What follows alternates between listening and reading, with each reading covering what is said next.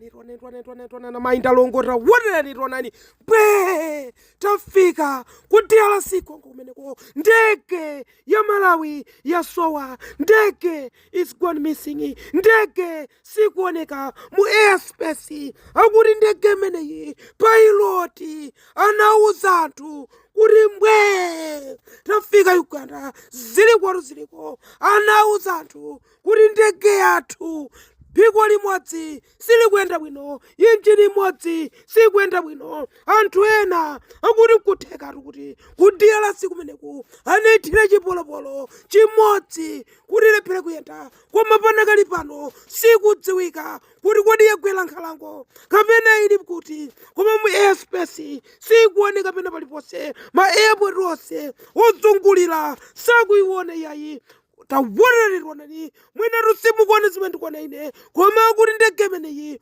ndiyomwe ija ngati ina ija koma kuti pamenepa a vice president sanakwere ndawo ndege imeneyi muna asilikali okhaokha amene amakasungitsa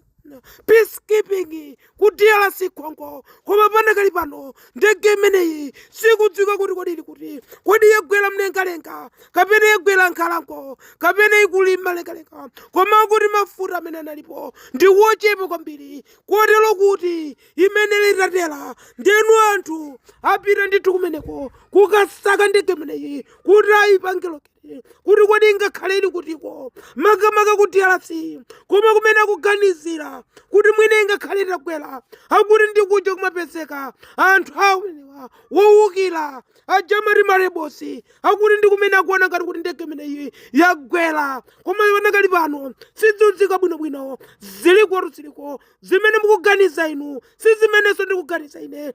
pachisoni kwambiri ndikakumbukira zimene zinachitika pa 10 Juni 2024 ndikuganiza kuti mwinanso apa paso zakhala choncho fuka masiku angapo chichirikireni ndege sikudziwika kuti ili kuti tawonereronani ndili wachisoni kwambiri tawonereronani mwina rusimukuona zimene ndikuona ine nthawi zina mumangona ngati kukokomeza koma rusiku kukokomeza ambuye kumene muliko si zimene ndikuganiza ine zidzakhale zimenezi tiyikiseni tikhululukireni ngati nalakwa tawonereronani